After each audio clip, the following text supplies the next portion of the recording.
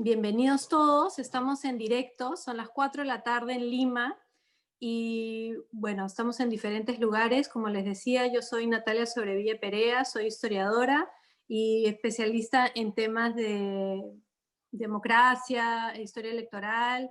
Con mucho interés voy siguiendo con mucho interés la historia electoral y sobre todo en los Estados Unidos. Pero aquí mis dos compañeras de mesa hoy día viven en Estados Unidos y entonces ellas han vivido minuto a minuto estas elecciones. Entonces quisiera comenzar preguntándoles sobre su experiencia. Alejandra está en la ciudad de Atlanta y Sharon está en la ciudad de Tampa. Yo viví algunas elecciones en los Estados Unidos también hace algún tiempo y entonces también podremos hablar de nuestras experiencias comparadas. Pero quería comenzar con Sharon, que está ahí en la Florida, que nos cuentes un poco, Sharon, cómo ha sido la experiencia de vivir en los Estados Unidos estas elecciones, si son tus primeras elecciones allá, cómo ha sido la situación. Estás en una ciudad que votó predominantemente por los demócratas en un estado que se decantó finalmente por los republicanos. Cuéntanos, Sharon, ¿qué te parece? Sí, bueno, hola Nata, hola Ale y a todas las personas que se han logrado conectar hoy, que son nuestras suscriptores. Bueno, mi nombre es Sharon González, yo soy periodista de formación y vine a Florida a estudiar una maestría en estudios latinoamericanos y en ciencias políticas. Así que llegué en el 2017 y estas son las primeras elecciones que vivo en Estados Unidos. Es más, no me imaginé que iba a vivir unas elecciones en Estados Unidos, porque yo me gradué en mayo y según mi plan yo estaría en Lima para estas fechas. Entonces me tomó un poco por sorpresa estar acá y vivir las elecciones, pero además considerando, como lo has dicho Natalia, es un estado que puede virar fácilmente republicano. Entonces, creo que las semanas... Ay, las personas pueden mutear sus micros, por favor. Les agradeceremos mucho. Las semanas antes del día de las elecciones, el 3 de noviembre, han sido semanas de mucha incertidumbre y mucha especulación. En el sentido que hasta honestamente compré comida para las siguientes semanas solo por si acaso las cosas se salieran de control. Entonces, como pueden ver en el mapa de las elecciones de Florida, es cierto que mi ciudad y dice la compartir aledaña han sido... pestaña de Chrome. Entonces digamos que yo... Perdón, a los que están participando les pediría que si pueden ponerse Ya. en mudo. Lo que pasa es que no tengo un PowerPoint, tengo una pestaña de Chrome justamente, entonces Uy, puede Hugo, ser. necesitamos que te pongas en mudo. Yo estoy tratando de ponerlos en mudo, pero no puedo. ¿Sí ven un grafiquito bonito? Bueno, no sé quién nos está aquí haciendo la conversación, Sharon. Yo creo que sí, es nomás que contándonos sobre tu experiencia en la Florida. Sí, como pueden ver en el mapa de Florida, la ciudad en la que vivo, que es Tampa, y la aledaña, que bueno, Tampa conformada también por Pinellas, han votado demócrata, pero todas las ciudades alrededor son republicanas. Entonces, una de las predicciones que yo sé, Natalia, que tal vez tú eras un poco más como, bueno, siempre ha habido este discurso más apocalíptico respecto a las elecciones en Estados Unidos. Pero para una peruana que vive por primera vez, además, estas tensiones raciales en el entorno de Florida, era como, ¿y qué cosa va a pasar, no? ¿Qué va a pasar el 3 de noviembre? ¿Qué pasa si es que las cosas se salen de control? Entonces, eso me lleva al otro punto, que es que estas elecciones han tenido un componente racial innegable y eso contribuye a explicar mucho de lo que vamos a ver además en los siguientes días. Muy bien, Sharon, muchísimas gracias.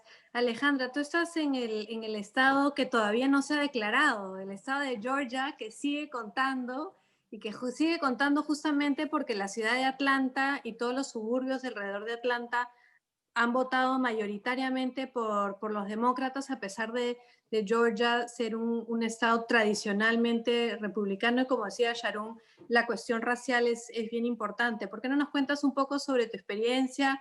Pues, ¿cuántas elecciones en Estados Unidos has vivido? ¿Qué te ha parecido estar ahí?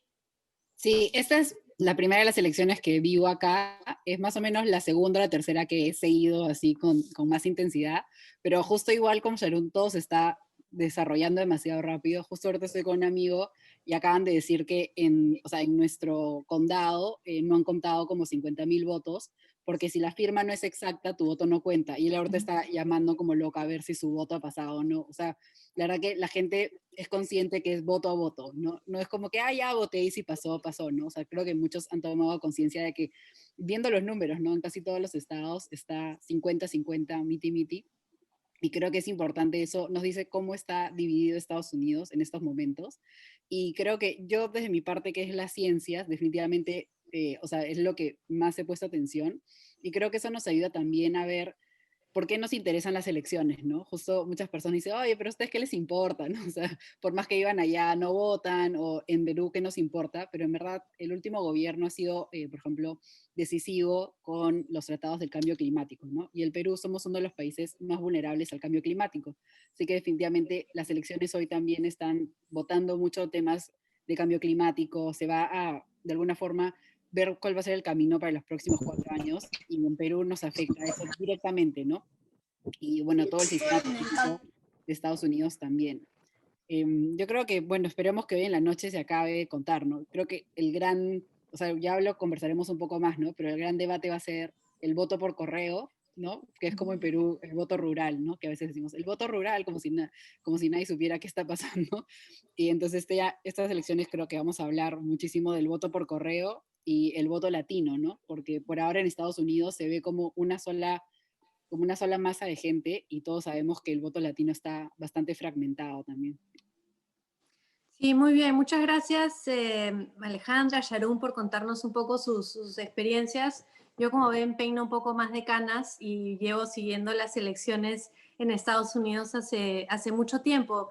Mis padres viven hace 25 años en la Florida, entonces es un estado que conozco bastante de cerca y sigo las elecciones americanas. Bueno, yo soy historiadora, y uno de los temas que me interesan son las elecciones justamente. Entonces vengo siguiendo temas electorales desde los 90 y un poco quería hacer un pequeño recuento de por qué hay ciertos puntos muy álgidos que vuelven a la imaginación de las personas en estas elecciones. Y una tiene que ver justamente con el conteo y cuándo se anuncian los ganadores. En la mente de todos están las elecciones del año 2000 y el conteo y reconteo de la Florida, que finalmente en la noche de las elecciones parecía que Al Gore podía ganar, pero la Florida, con sus 29 votos de colegio electoral, vamos a quizás hablar un poco más de eso, pero en ese momento solo recordar que fueron cruciales porque eran los votos que hacían la diferencia entre ganar y perder. Y Al Gore aceptó temprano en la noche que él era el perdedor de la contienda. Y al final estaban contando voto a voto, voto a voto, voto a voto, y terminó esto yendo a la corte. Primero a las cortes estatales y eventualmente a las cortes federales y eventualmente a la Corte Suprema, que fue la que decidió que se dejara de contar. Porque aquí lo que importa, y eso es interesante, es que en el sistema norteamericano los votos van yendo a diferentes velocidades. Nosotros en el Perú estamos acostumbrados que las elecciones son un día. Estamos acostumbrados a que sea un domingo y ese domingo se comienza y ese domingo se termina y hay un horario bastante clave. En el Perú, las elecciones tienen que ser en el mismo local de votación y las instrucciones están en los votos, pero en los locales de votación en el Perú los votos mismos se destruyen y lo único que quedan son las actas electorales. Y si hay alguna duda, se trabaja sobre las actas. Y entonces ahí en el Perú, todo el tema tiene que ver con lo que decía Ale, por ejemplo, del voto rural, es quién ha hecho esas actas rurales, cómo llegan esas actas rurales, y el conteo está en esa parte.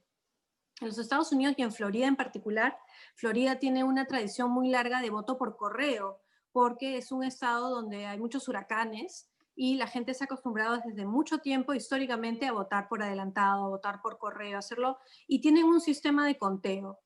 Y entonces en esas elecciones del año 2000 iban contando y el último recuento era por una diferencia mínima, como unos 500 o 600 votos, hasta que la Corte paró el conteo.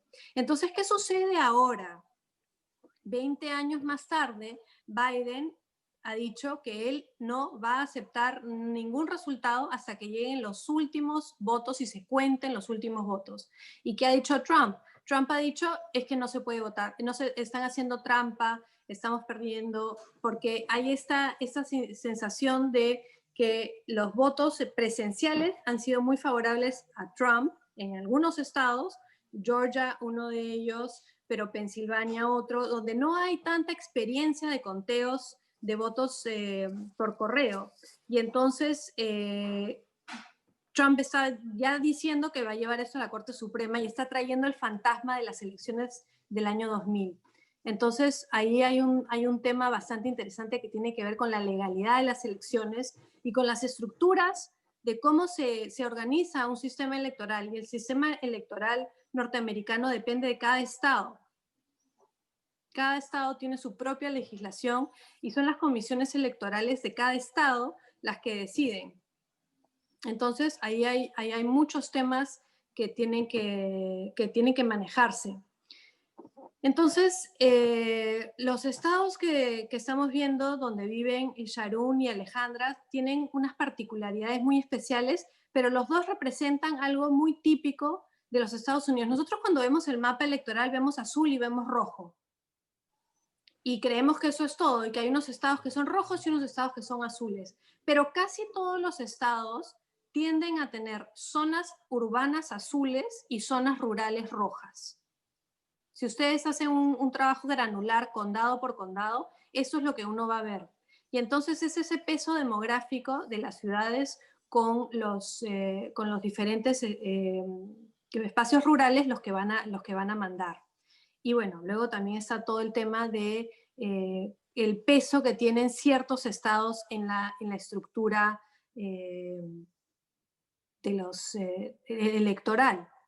No sé, quizás Sharon quiere contarnos un poco más sobre lo que queríamos hablar, este asunto de cómo ha sido fundamental el tema racial en movilizar a los electores en los Estados Unidos.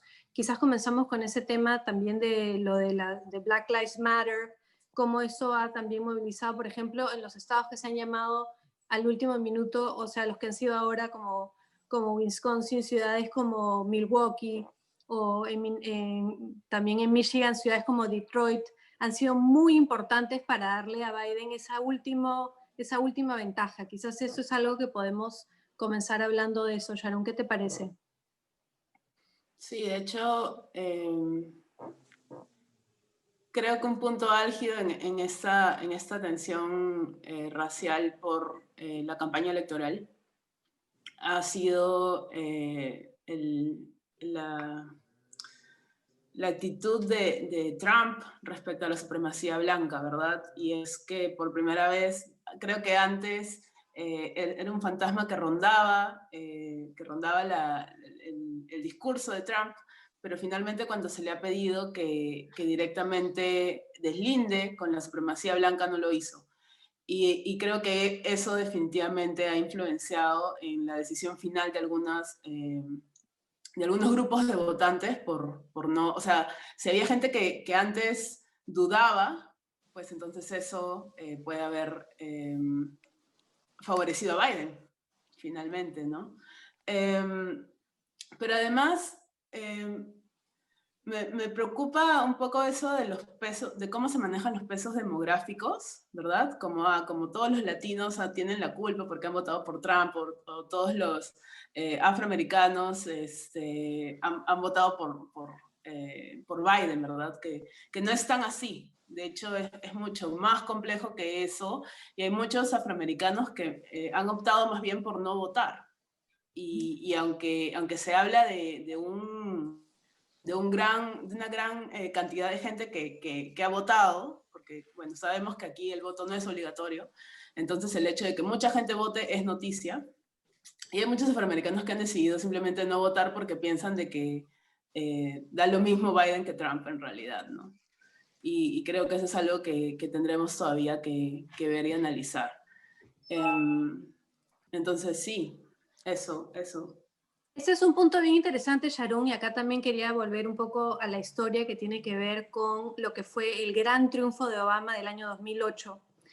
Él realmente arrasó, y el motivo por el que arrasó fue porque él logró movilizar el voto afroamericano como en ningún otro momento. Y claro, por razones obvias, porque por primera vez muchos grupos sociales en los Estados Unidos sentían que había un candidato que realmente los representaba. Entonces, su éxito en el año 2008 tuvo mucho que ver con lograr movilizar ese voto afroamericano, y en el año 2012 también. En el año 2012 lo movilizó un poco menos de lo que lo movilizó en el año 2008. ¿Y qué sucedió? En el año 2016, Hillary Clinton fue absolutamente incapaz de mantener esta vitalidad del voto afroamericano. Es más, mucha gente sostiene que ella perdió las elecciones porque justamente, como dice Sharon, la gente decidió no ir a votar. Existe toda una serie de teorías que en los Estados Unidos, si toda la gente votara, las elecciones siempre las ganarían los demócratas. Y que al final lo que importa es, para los republicanos, es evitar que ciertas personas salgan, y lo hacen de muchas maneras, algunas que son muy obvias y muy directas, otras que son de forma más indirecta, pero tienen que ver con qué tan convencido está el votante que estas elecciones importan para su comunidad o para sí mismos. Entonces, ahí hay algo interesante. Se pensó mucho que Biden podía arrastrar ese voto afroamericano por el hecho de su experiencia de haber sido el vicepresidente de Obama, de tener mucha cercanía con grupos afroamericanos, e incluso fueron los afroamericanos demócratas lo que salvaron la primaria de Biden. Si recordemos, cuando estábamos viendo las primarias, Biden estaba perdiendo por goleada hasta que los estados del sur de los Estados Unidos le dieron a Biden la posibilidad de seguir en las primarias y eventualmente en convertirse en el candidato. Ahora, ¿fue suficiente? ¿Es suficiente? ¿La movilización es diferente? ¿Es suficiente? Y también varía, ¿no? Vemos como justamente en lugares como Wisconsin, en el norte, en la zona de los lagos, la presencia afroamericana es muy diferente que en el sur. Entonces, esto también es interesante. Ale, tú estás en un estado donde este tema racial también tiene un peso desproporcionado. Justamente Georgia tiene esta historia de lo que ha sido el gerrymandering, que es el cambiar los distritos electorales de tal manera para que las personas no puedan necesariamente acceder al voto. No sé si tienes alguna cosa que nos quisieras compartir sobre lo que has visto tú en el movimiento ahí en Atlanta. Sí, definitivamente, o sea, ha habido, bueno, a partir de las protestas, muchas de las protestas de Black Lives Matter tenían la orientación de que la gente se registre, hay mucho también en las comunidades latinas, en cualquier otra minoría, ¿no? O sea, realmente sí hay como como ese punche para que la gente vote, ¿no? Que no sea, no, mi voto no cuenta para nada, etcétera. Pero también, o sea, lo que vemos en Atlanta, que ya no es solo Atlanta, sino que también son suburbios, que es normalmente, bueno, gente con un poco más de dinero, que normalmente votaban en mayoría por los republicanos. Georgia es un estado republicano. Y de hecho estaba viendo las cifras y, o sea, Trump ha perdido votos en las personas más mayores, ¿no? En seniors, y también en personas con grado universitario blancos, ¿no? O sea, incluso un perfil que era antes bastante republicano, Trump ha perdido votos ahí. Y a mí lo que me interesa bastante es también la crisis del coronavirus, ¿no? O sea, muchas personas han decidido su voto dependiendo de cómo Trump ha liderado la pandemia. Y Estados Unidos es el país con más casos, va a llegar a los 10 millones de casos, van 9.5 millones, pero incluso eso no ha sido suficiente, ¿no? O sea, porque vemos que si pierde Trump no va a ser por poco, entonces incluso una pésima gestión del coronavirus, siendo el país más preparado del mundo, no ha sido suficiente como para que las personas digan, no podemos seguir esto, necesitamos un cambio, ¿no?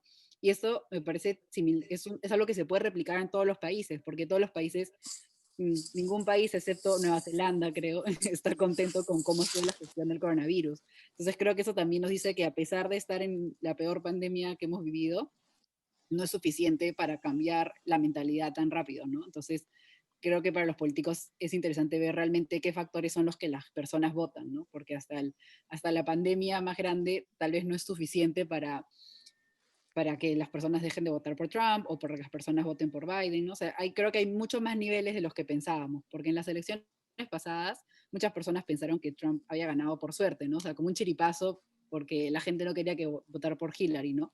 Pero ahora estamos viendo que es una tendencia que se mantiene. Entonces, si Trump no gana, esas personas no es que no van a cambiar de opinión. O sea, esas personas con algunas ideas se van a mantener. Y si los demócratas no llegan a ese punto de encuentro de sus necesidades, también va a haber conflicto, ¿no? O sea, a nivel social.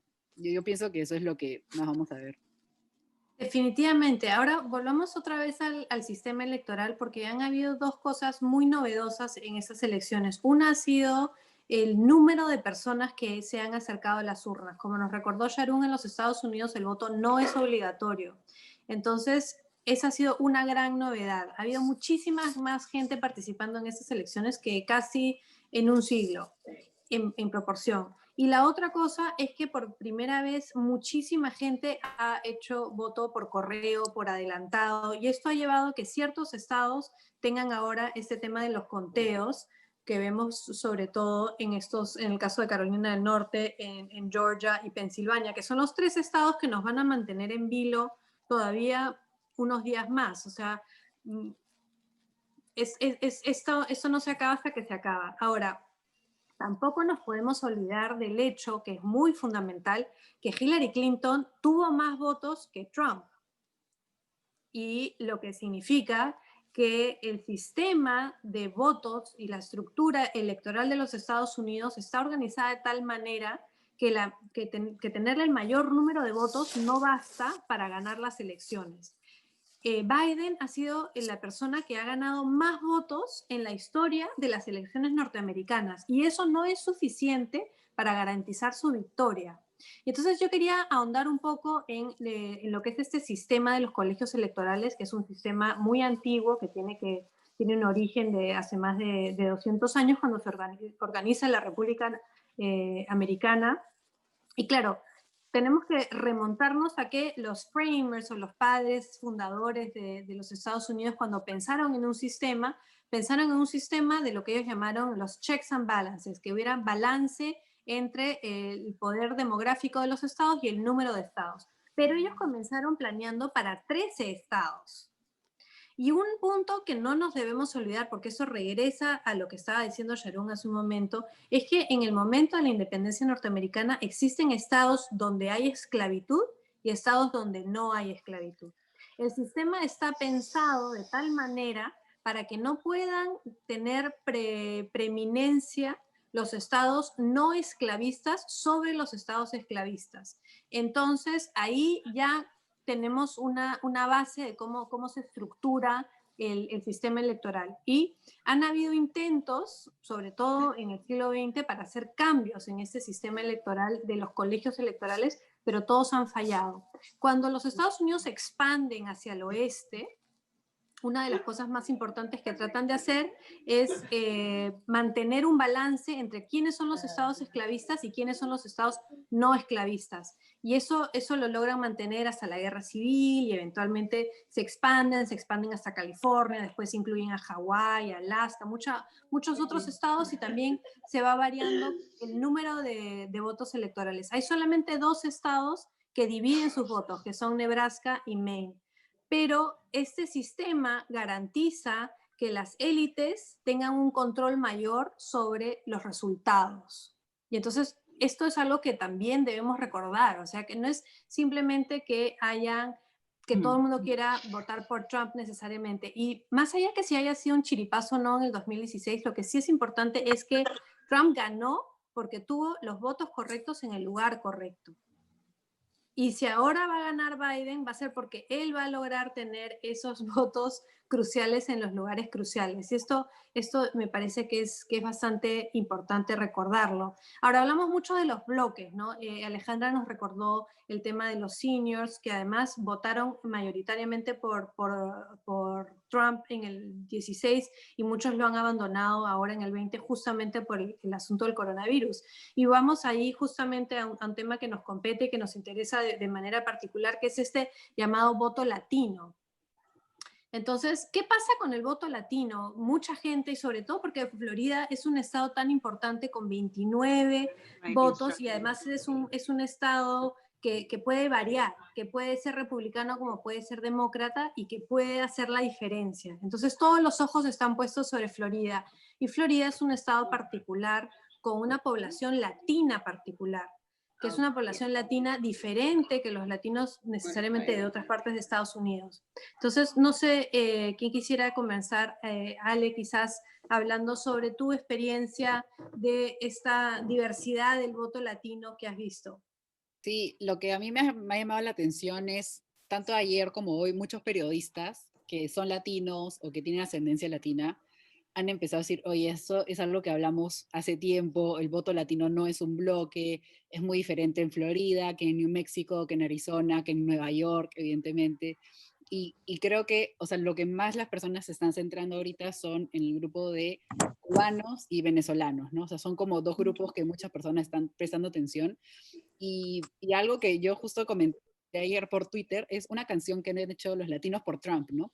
Que no ha sonado mucho, no la han visto mucho, yo la escuché en el supermercado el otro día y de hecho la han sacado hace poco, o sea, la han sacado en octubre, ¿no? Y la canción es súper pegajosa, es una salsa, entonces incluso eso dices como, y la canción no la ha hecho Trump, la hizo un grupo y como que se la dedicó a Trump y luego la campaña la ha cogido, ¿no? Pero la canción es recontra pegajosa, todos sabemos la fuerza de la música en las elecciones, ¿no? Y el caso contrario, lo que me dio risa fue que Biden salió con Luis Fonsi y estaban bailando Despacito, ¿no? Una canción que ya pasó de moda, ¿no? O sea, y creo que para muchos latinos puede ser como que esa canción ya pasó, y incluso salió en muchos YouTubes o comentaristas republicanos diciendo, Trump baila una canción extremadamente sensual, ¿no? O sea, como incluso, o sea, el debate fue a eso, ¿no? Y a mí sí me parece interesante porque creo que son algunos de los mensajes que hablan.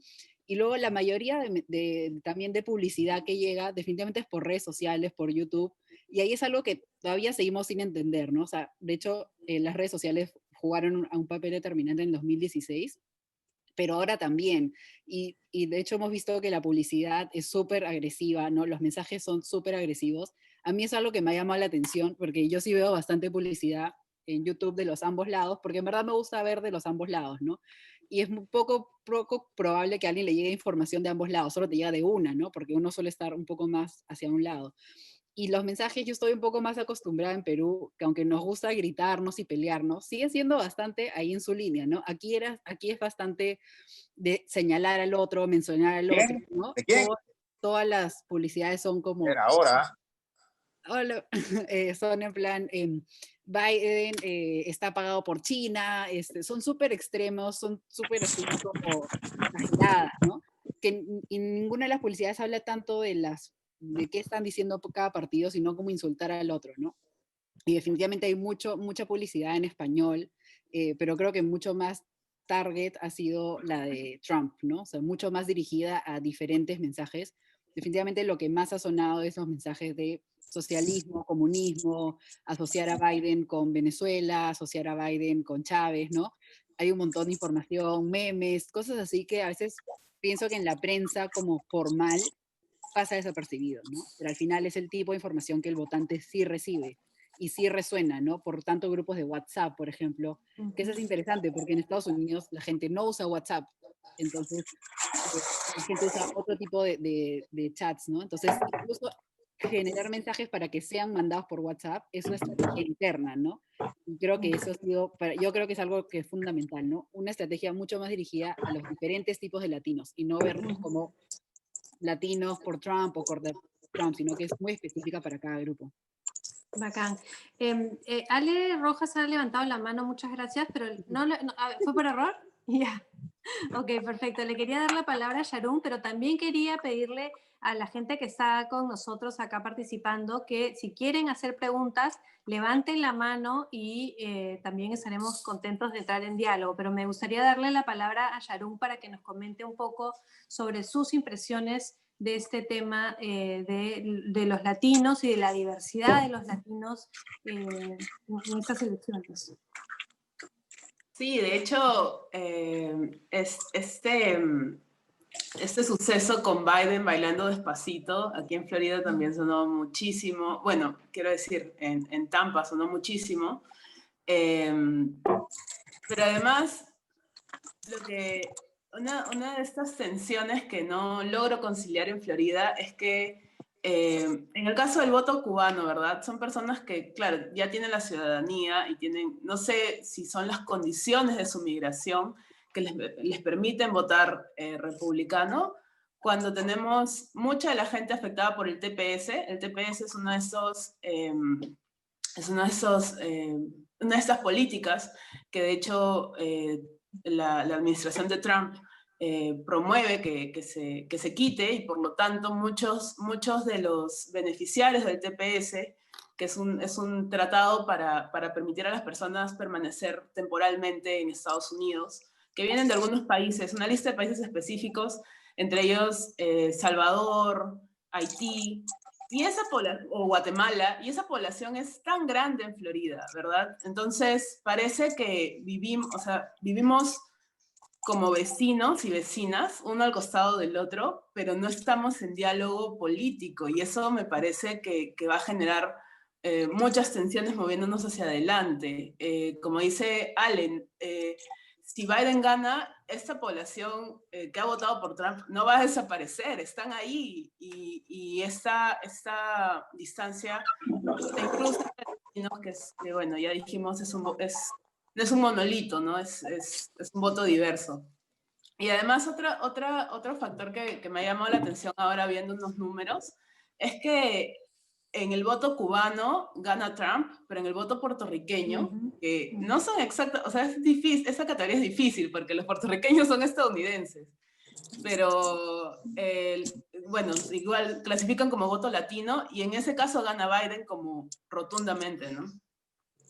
Entonces, bueno, yo me pregunto qué más hay ahí. No sé si es que vamos a ver una relación entre este padrón de voto y lo que está pasando en las elecciones en Puerto Rico, además, porque esta vez se le va a preguntar a los puertorriqueños y puertorriqueñas si quieren pasar a ser un estado o quieren continuar en la situación de territorio anexo que tienen ahora. Entonces, bueno, hay muchas cosas pasando con el voto latino, pero yo creo que en Florida y en Tampa particularmente me parece una sorpresa, porque Tampa tiene tanta población venezolana y sin embargo ha votado azul esta vez. Es bien interesante este tema de la diversidad dentro de los latinos, y obviamente, claro, los cubanos tienen una posición política particular, y los cubanos en Miami-Dade, sobre todo, representan una cierta visión muy anticastrista, y además hay diferentes generaciones de cubanos, los que llegan primero, los que llegan después, los que ya son cubanos de varias generaciones. Entonces ahí hay toda una cosa. Pero es interesante cómo se ha generado esta idea que mencionaba Ale, de los cubanos y venezolanos que han sido un poco capturados por esta idea de que Biden es socialista, que es chavista, y por ahí se ha movido mucho la cosa. Pero también nosotros que somos latinas sabemos que el conservadurismo en América Latina es muy importante. Yo he seguido en redes sociales a personas que, por ejemplo, están muy a favor de Trump porque ha nombrado a una jueza que es antiaborto, que han decidido su voto como latinos por motivos religiosos. Entonces, la diversidad de los latinos es muy grande, como hablaba Sharon. La diferencia entre los cubanos y los puertorriqueños es inmensa. Y además también el hecho de que los cubanos han llegado históricamente a tener casi un camino inmediato a la ciudadanía que los otros latinoamericanos no han tenido. Entonces ahí hay toda una variación muy grande. Y Puerto Rico, por supuesto, con el tema de convertirse en Estado, porque recordemos que es un Estado asociado, pero en el fondo no tiene representación en el Senado, sus votos cuentan de manera diferente. Entonces eso es complejo. Pero la otra gran población latina que tampoco podemos olvidarnos son, por supuesto, en los estados que tienen frontera con México, donde hemos visto que el voto latino, por ejemplo, en Arizona, en el condado de Maricopa, por ejemplo, le han dado una victoria abrumadora a Biden. Claro, Arizona es más complejo también porque tiene el legado de republicanos más moderados, el legado de John McCain, que por eso también Arizona se ha volcado hacia Biden, pero no podemos desestimar la importancia del voto latino, que es mexicano, que es gente que vive de frontera, que tiene que vivir en lugares donde hay una represión directa con lo que es la pared, con lo que es, perdón, el muro, y esto es algo que se ve replicado en Nuevo México y hasta cierto punto en Colorado, pero no se ve replicado, bueno, y en California también, pero California es un mundo diferente y es tan demócrata que es complejo. Pero la gran esperanza de los demócratas es siempre tomar Texas, porque la idea es, hay tantos latinos en Texas que Texas tiene que eventualmente, por demografía, convertirse en un estado demócrata. Pero yo creo que ahí falla también esa visión de que los latinos somos un grupo muy complejo y también somos un grupo muy racista, donde hay muchos latinos que no quieren aceptarse a sí mismos como latinos, que llegan a Estados Unidos y dicen, no, yo no soy latino, o tratan de incorporarse a otros grupos. Es decir, esa diversidad yo creo que se pierde a veces en la lectura de los analistas políticos que dicen simplemente, no, es que los latinos son un bloque como los afroamericanos son un bloque. Y los afroamericanos quizás han sido históricamente más un bloque, porque también hay toda una historia de por qué lo han sido, pero también hay mucha diversidad y una diversidad regional importante. Esos son todos temas que se estoy mirando acá a la hora, porque nos podemos quedar hablando mucho rato, pero quería también abrir a preguntas. No sé si algunas de las personas que nos están acompañando hoy día quieren hacernos una pregunta, ya sea de manera directa o por el chat.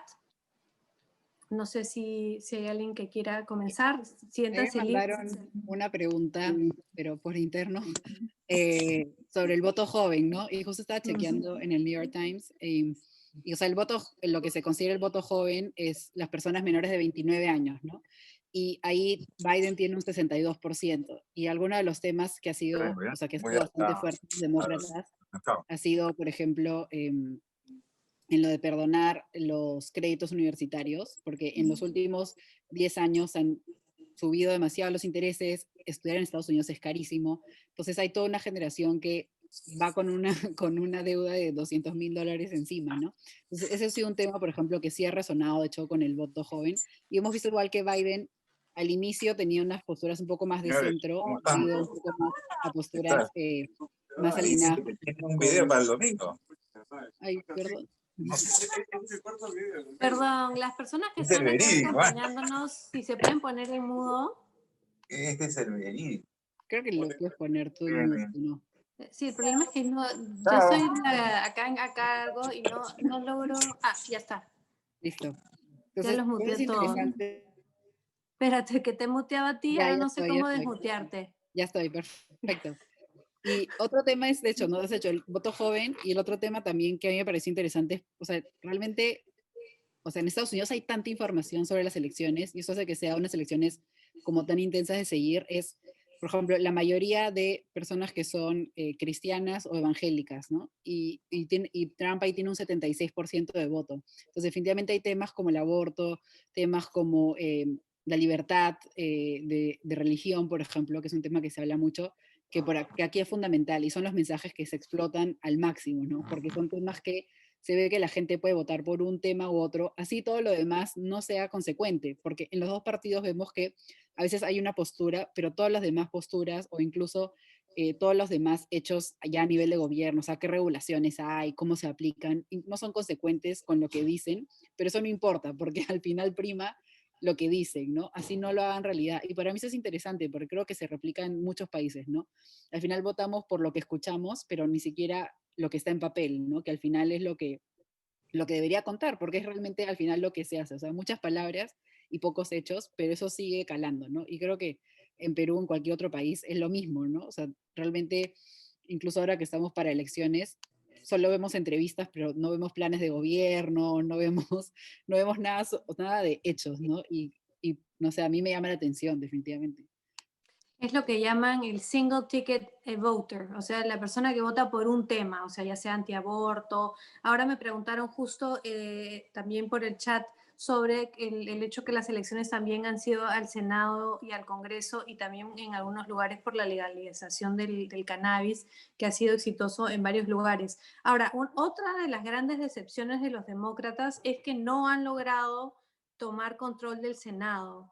Y ahí también estaban como mucho rato, pues, no te voy a decir que pensando en sus laureles o qué sé yo, sino que no sé si se confiaron, pero estaban bastante seguros que podían tomar el control del Senado y no lo van a lograr.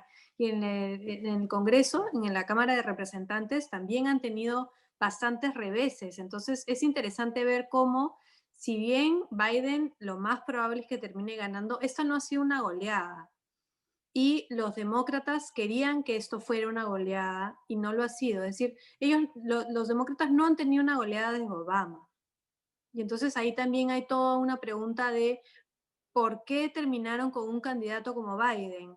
¿Quiénes son los otros candidatos? ¿Por qué eso no logra realmente cuajar? No sé, Sharon, si tú tienes algo que decirnos al respecto de eso. No realmente, bueno, no realmente, solamente estoy como muy de acuerdo en que estas elecciones son la punta del iceberg definitivamente, ¿no? Y que no, por un lado, claro, tenemos casi un culto a la personalidad, ¿verdad? En el lado de los republicanos que están votando específicamente porque esta persona continúe en el poder. Además, incluso algunas de las personas que apoyan a Trump hablan de reelegirlo de por vida y ver la forma de tener mecanismos para mantenerlo ahí para siempre. Entonces, tenemos por un lado el culto de la personalidad y por el otro lado tenemos más bien un liderazgo que ha obligado a muchos demócratas a decir como que, bueno, votaré por Biden porque no voy a votar no voy a aguantar 4 años más de lo mismo, ¿no? Entonces, y creo que esa consecuencia no es de ahora, sino viene de mucho antes. Y ahora que mencionas, ¿cómo es que llegamos a tener a Biden como el candidato presidencial de los demócratas? Es una buena pregunta. Y habrá que ver qué viene en 4 años. O sea, sí, qué va a pasar en las próximas elecciones todavía, porque esto es una historia sin fin.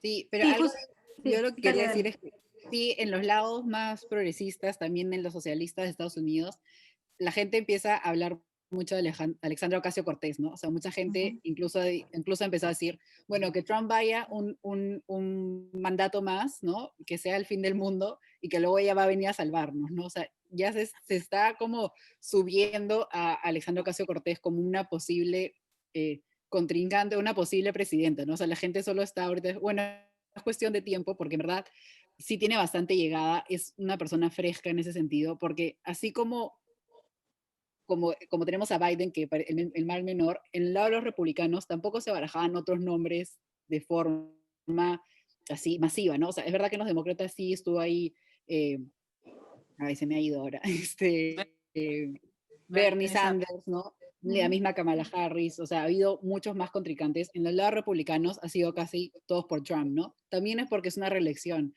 pero sí esas ideas de también un lado mucho más progresista con Alexandra Ocasio-Cortez, yo creo que lo único que están haciendo es esperar a que ella sea un poco más mayor, que tenga más cancha en política, ¿no?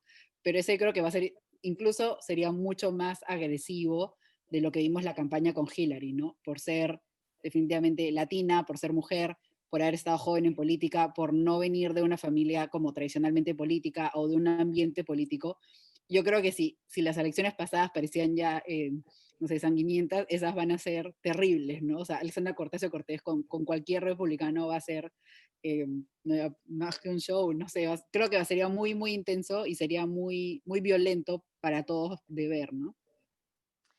Quiero, gracias Alex, me das pie para contestar la pregunta que nos hace Gustavo sobre qué nos dice esta elección sobre la gran narrativa de la nación en los Estados Unidos. Y acá también vuelvo un poco al tema de Obama, ¿no? Recuerdo muchísimo las elecciones de Bush Jr. del año 2000, con la que comencé hablando, dejaron muy traumatizada a mucha gente, sobre todo su reelección en el año 2004, porque si bien quedaban dudas si es que lo habían elegido realmente en el 2000, en 2004 sí lo eligieron y lo eligieron de verdad. Pero luego vino el momento Obama, el momento post-racial, el momento donde además las redes sociales empezaron y eran esas fuerzas para el bien, ¿no? O sea, Obama logró conseguir mucho por redes sociales, votos jóvenes, muchos millennials creyeron en su proyecto y hubo una ilusión entre los años 2008 y 2016 de que el país realmente estaba dejando de lado esa historia compleja de divisiones y que alguien como Obama era la cura, pero un poco lo que sucedió fue lo contrario, como que salieron de las cavernas unas fuerzas de reacción contra esto, que han soltado cosas que estaban presentes en los Estados Unidos, porque como decimos nosotros, estos votantes no es que han aparecido de la nada, así como no van a desaparecer, tampoco aparecieron de la nada. Recordemos que los Estados Unidos es una nación que ha sido estructurada por la desigualdad y que hasta los años 60 tenía a unas grandes poblaciones que no tenían derecho al voto, que no tenían franquicia. Cuando estábamos hablando antes de esta reunión, Gustavo me decía, bueno, pero en los años 50 los Estados Unidos era una gran nación unida. Le dije, sí, los que eran parte de la nación y podían votar, pero en los años 50 habían grandes poblaciones en los Estados Unidos que no podían ir en el mismo bus, que no podían ir a la misma playa, no podían irse a la misma iglesia, no podían ir al mismo baño. Y entonces esta narrativa de que el pasado dorado de los años 50 beneficiaba solamente a ciertos grupos y estos grupos reaccionaron de una manera muy fuerte después de lo que fue la presidencia de Obama y eso es lo que ha hecho posible a Trump. Entonces, esa confrontación que vemos en las calles no es nueva. Es decir, el movimiento por los derechos sociales en los Estados Unidos en el siglo XX fue inmenso. El proceso de quitarle el derecho al voto a los afroamericanos fue todo un proceso larguísimo. Entonces, estamos viendo que ahora, en este momento, es como, también se presentó en las elecciones como el momento de la verdad, si es que ahora finalmente los Estados Unidos contestaría a este gran legado. Y vemos que los resultados son mixtos. Es decir, queda todavía muchísima gente en los Estados Unidos que considera que algunas personas no deben tener los mismos derechos que otras. Y eso resulta problemático. Ahora, pensando también en lo positivo, Mississippi logró finalmente sacar de su bandera uno de los últimos rezagos de lo que había sido la bandera de los estados de secesión. Y ahora tienen una flor que es la magnolia, representándolos en su bandera estatal. Entonces vemos cómo de 4 años en 4 años las cosas van cambiando. Ale nos hablaba de las posibilidades de Alexandria Ocasio-Cortez y bueno, veremos qué pasa en el año 24, en el año 28, de ahí y así en adelante, porque esto es algo que no termina. Y quería hacer una reflexión también, a ver si es que hay otra pregunta más. Yo estaba en los Estados Unidos en un departamento de ciencia política en el año 2004, donde toda la gente con la que estaba y habíamos estado viendo las elecciones del 2004 estábamos descorazonados porque Bush Jr. había ganado su reelección. Y entonces vino un profesor muy mayor que estaba a punto ya de retirarse, había sido retirado, y nos dijo, no olviden nunca que la política en los Estados Unidos es un péndulo. Y si ahora los republicanos están aquí, volverán a estar allá. Y cuando los demócratas estén allá, volverán a estar aquí. Y entonces un poco no nos olvidemos que cuando lo vemos cada 4 años pensamos que es como el fin del mundo, pero en estos 4 años las cosas siempre se van moviendo de una manera pendular. Y si Trump no tiene una reelección, será uno de los pocos presidentes que no logra la reelección, un one-time president. Aquí hay una gran fuerza de lo que se llama ser el incumbente, que es la persona que está en el poder para la reelección.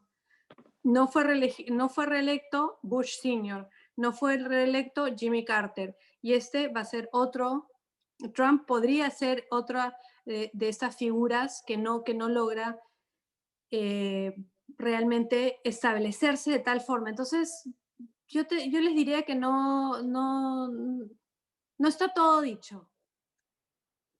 No sé si tenemos algunas preguntas más, tenemos un ratito más. No tenemos nada más en el chat. No sé, Sharon y Alejandra, si tienen algo más que decir, cómo ven el final del proceso, porque ya estamos a la espera de los últimos resultados, ¿no? Sí, yo creo que a mí, o sea, cada vez que, bueno, son las elecciones de Estados Unidos, creo que uno refuerza la idea de que realmente es muy difícil conocer cuál es la situación de un país, ¿no? La vez pasada fue como, la prensa no sabe nada, las encuestas decían que Hillary iba a ganar y fue una sorpresa. Y lo vemos aquí en las universidades, yo también que estoy en una universidad, parece que no existieran, ¿no? Los Trump supporters, pero realmente ves que, o sea, que incluso sí hay a nivel de Estado, a nivel de país, o sea, es 50-50, ¿no? No son núcleos en las zonas rurales, que no, son personas que están al lado de nosotros, ¿no? Que incluso en plena pandemia, ¿no? Vemos que las zonas que pueden haber tenido muchos más casos son zonas que incluso han votado por el mismo modelo que ha sido Trump, que ha sido negar la pandemia, que ha sido no cortar algunas ayudas, etcétera. Entonces, creo que eso sí nos ayuda a cada vez entendemos o cada vez entendemos menos, tal vez, a qué vota la gente, ¿no? Porque como decías antes, en muchos estados se ha aprobado, por ejemplo, la legalización de la marihuana, pero también se ha aprobado salario mínimo por hora, ¿no? Por ejemplo, Florida es uno de los estados que ha votado eso para que se suba a $15 por hora, y eso es uno de los discursos que tenían los socialistas, ¿no? Entonces, o sea, la mayoría del pueblo quiere una medida que normalmente se acusa a los socialistas por querer, pero realmente la mayoría de gente lo quiere, solo que no quiere que lo lleve a cabo una persona que dice que es socialista. Entonces, creo que el uso del lenguaje o el uso de las campañas a veces está dirigida de una manera que hace que el voto vaya a un lado a otro, ¿no? Y luego la realidad es muy diferente.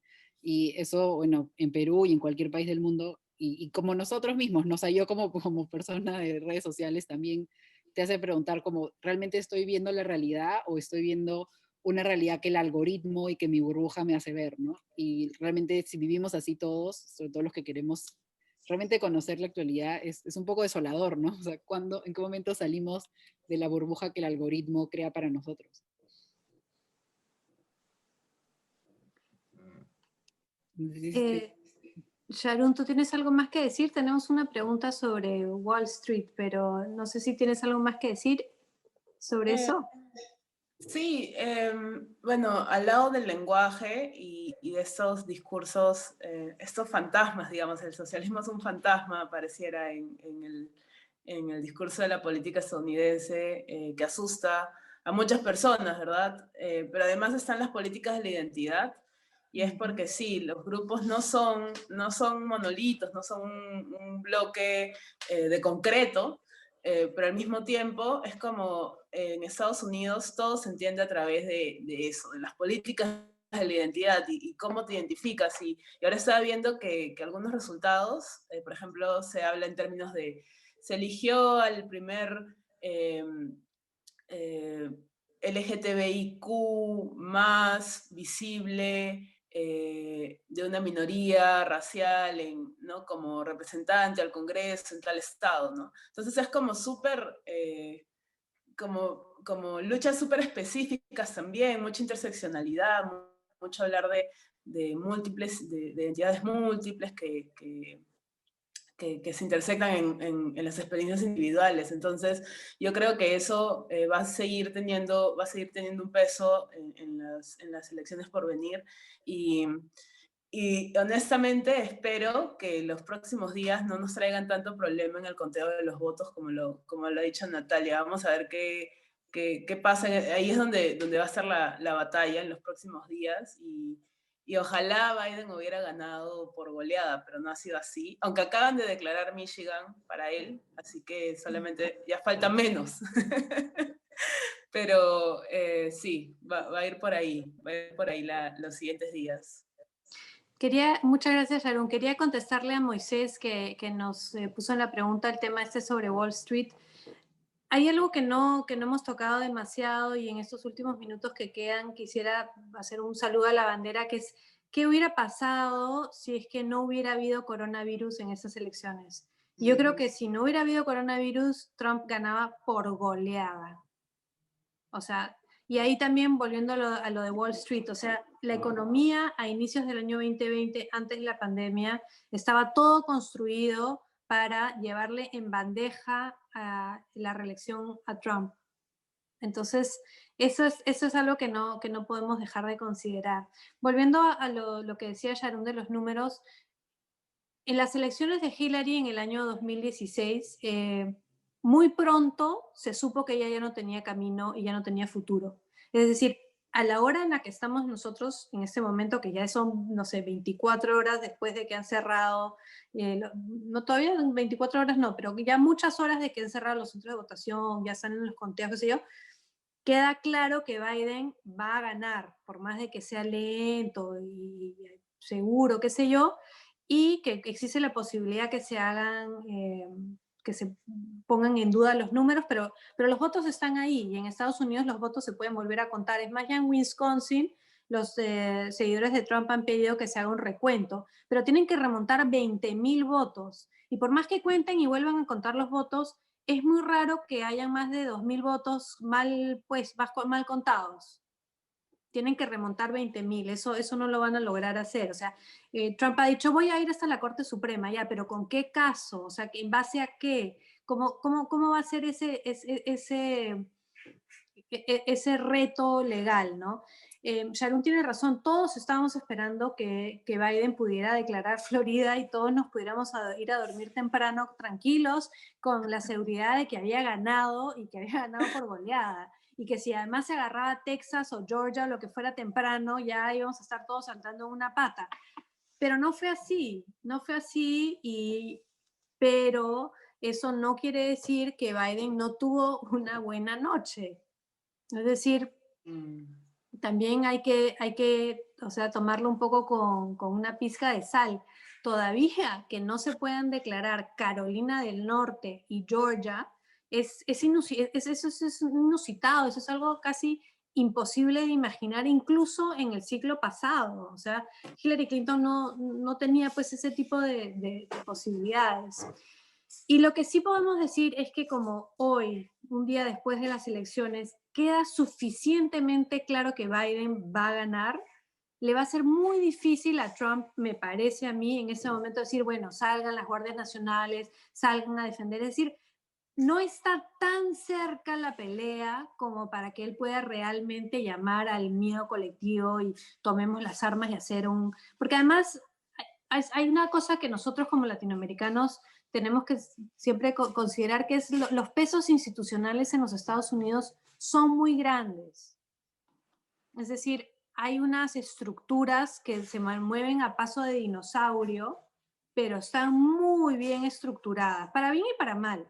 O sea, justamente porque no se mueven es que muchas cosas se mantienen como son, ¿no? Pero ahí hay una manera como funcionan y hay esa institucionalidad, esa burocracia, yo creo que va a seguir su curso, va a seguir su camino. Estoy viendo la hora, ya vamos 1 hora conversando y nosotras podríamos seguir, yo podría seguir hablando de este tema, aburro a todas las personas que puedo, siempre que puedo con esto, pero ha sido para mí un gusto poder compartir con ustedes, que además han estado ahí viviéndolo, porque hay algo muy emocionante de vivir unas elecciones. A mí me gustan las elecciones en todas partes, pero las elecciones americanas tienen cierta capacidad de drama justamente porque tienen un sistema tan anacrónico. Y otra cosa, Nata, que bueno, muchas gracias a las y los suscriptores por unirse hoy y han tenido como plus de conectarse en vivo, de escucharnos primero. y mañana vamos a compartir este mismo video en redes para que las otras personas tengan acceso a estas perspectivas y enriquecer la discusión en el Perú, que tenemos además Trump supporters. Así que muchas gracias por conectarse. Sí, no, gracias a todos en verdad. Y yo creo que es algo que se puede ver de diferentes puntos, ¿no? O sea, tanto desde la ciencia como temas del racismo, temas de mensajes que resuenan mucho con nuestros propios compatriotas en Estados Unidos, ¿no? Creo que eso es importante porque todos lo vemos en redes sociales, vemos que hay discursos que cogen más fuerza que otros y estando tan cerca de las elecciones de Perú, creo que las elecciones de Estados Unidos también nos ayudan a ver cómo está el mapa, ¿no? Saber realmente qué sentimientos hay en Perú, qué sentimientos resuenan, qué ideas están cogiendo fuerza. En otros países que también resuena mucho es en España, por ejemplo, que también hay bastante inmigración latina, ¿no? Y yo he estado siguiendo un poco cómo lo está comentando la gente en redes en España y también es una locura, ¿no? Entonces, creo que eso también nos ayuda, o sea, la selección de Estados Unidos nos ayuda a reflexionar sobre nuestras propias elecciones, ¿no? Y es un tema que vamos a seguir hablando, definitivamente en Jugo de Caigua, cada uno desde su perspectiva, cada semana a semana, porque esto, como decíamos antes, como no ha sido por goleada, o sea, el drama va a seguir por lo menos durante 4 años, ¿no? Y eso nos va a afectar directamente como región, en las propias elecciones, así que hay bastantes temas que creo que vamos a poder seguir escribiendo no solo nosotras, sino también nuestros otros amigos desde las otras perspectivas. Listo, Ale, muchas gracias. Igual que Ale y que Sharon, quería agradecerles a ustedes que son nuestras primeras suscriptoras. Tenemos a muchas mujeres, me da muchísimo gusto. Tenemos también a muchos compañeros que vienen a escucharnos y eso también nos da muchísimo gusto. Aquí en Jugo de Caigua tendremos estas oportunidades. Tenemos nuestro Caigua Zoom semanal que va de diferentes temas. A veces hablaremos como ahora de cosas muy tópicas del momento, pero a veces haremos diferentes tipos de análisis, seremos a veces 3, a veces 2, a veces 4, dependiendo. Somos un grupo que cada uno tiene su especialidad, pero compartimos la curiosidad, el interés por el debate, por entender, y eso es lo que nosotros queremos compartir con ustedes. Agradecerles sobre todo por haberse suscrito ya, y bueno, esto ha sido su primicia como suscriptores, y efectivamente mañana esto será libre para todos, y también invitarlos a que les cuenten a sus amigos, a su familia, que compartan en redes sociales, porque también lo que queremos es un diálogo, que compartan con nosotros sus inquietudes, sus preguntas, si es que quieren hablar más sobre un tema. También nosotros estamos aquí para eso. Tenemos como dice Alejandra, ella desde la ciencia, Sharon desde temas de comunicación y de identidades, el tema mío que es de historia y de representación. Tenemos diferentes ángulos y justamente por ahí viene lo que es interesante, entrar en diálogo. Entonces, estamos muy contentos y con eso nos despedimos porque todos queremos volver inmediatamente a ver cómo están los últimos resultados, ¿no, chicas? Sí. Sí. Listo, bueno. Listo, ya nos vemos, ya nos seguimos en contacto. Adiós.